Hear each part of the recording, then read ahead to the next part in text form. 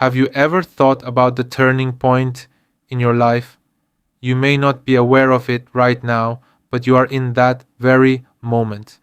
You can take action today and be the person who shapes your future.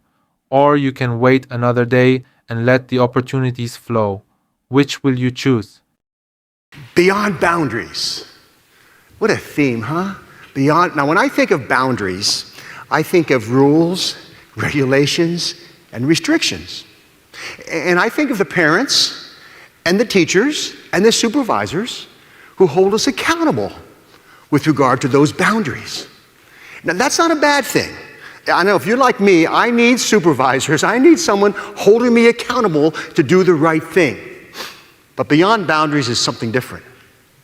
I think of those leaders, those teachers, those supervisors, those parents who inspire us to go beyond the call of duty, to do more than we have to do it not because they tell us, but because we want to.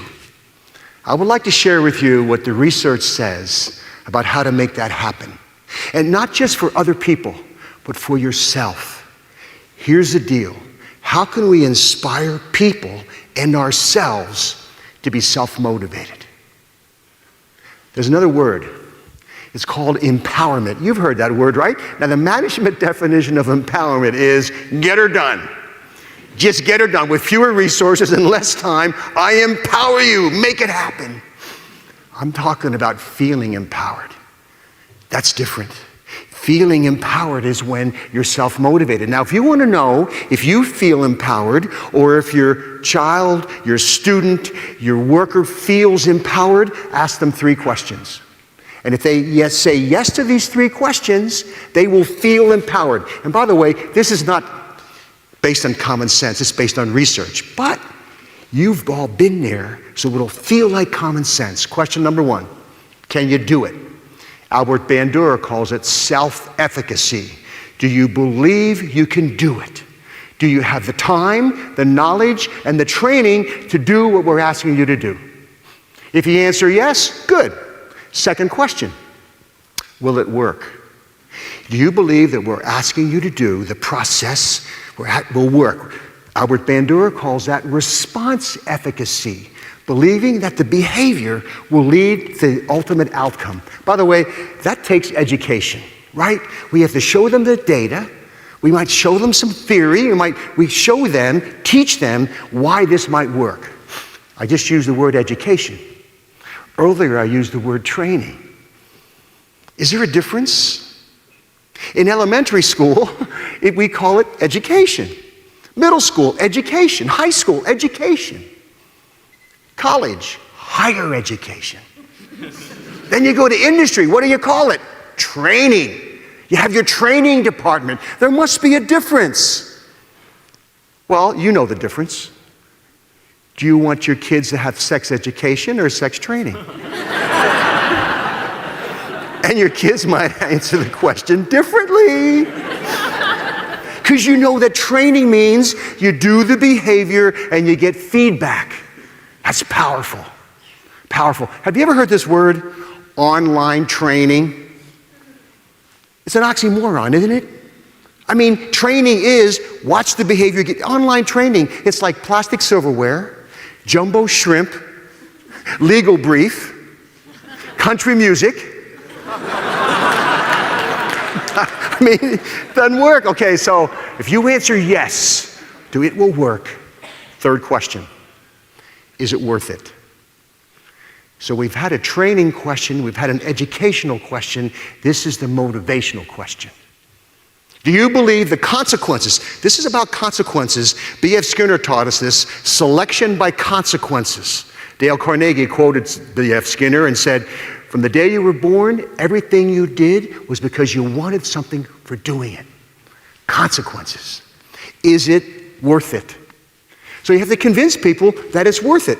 Now, by the way, if you answer yes to those 3 questions, you feel competent. Am I right?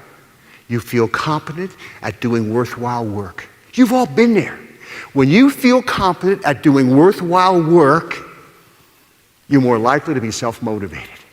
You've been there. No one has to be looking over you. You feel, now here's the challenge, leaders, teachers. How do you inspire people to feel competent? Well, you give them feedback. You give them recognition. You show them they are competent. Okay, I got one more, another C word. Choice. Your common sense will tell you. When you believe you have a sense of autonomy, a sense of choice in what you're doing, you feel more self-motivated. B.F. Skinner taught us that too. In his book, Beyond Freedom and Dignity, way back in 1971, reading that book changed my life because I realized that I am controlled by consequences. But sometimes I don't feel controlled. When I'm working for a pleasant consequence, it feels good. It feels like I'm working to get something. When I'm working to avoid an aversive consequence, I feel controlled. That's called negative reinforcement.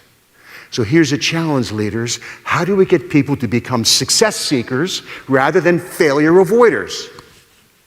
First day of introductory psychology class. I teach 2 classes of 600 students. Maybe some of you have been in that class. And remember, the first day I say, how many are here to avoid failure? And 80% raise their hand. And I say, well, thanks for coming. I know you're motivated, but you're not happy campers. You probably told your friends, I got to go to class. It's a requirement.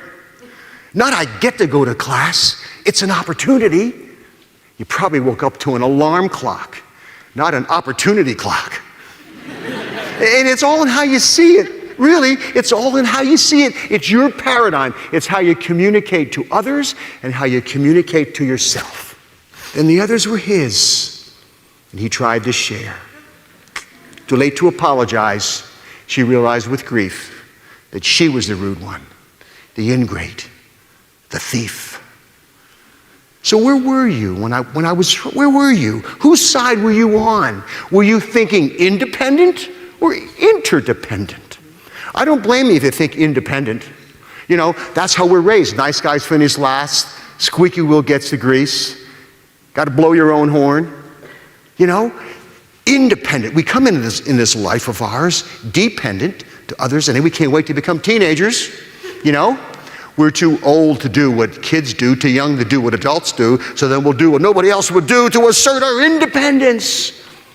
And some of us get stuck there. We're stuck. I'll do it myself. I don't need you.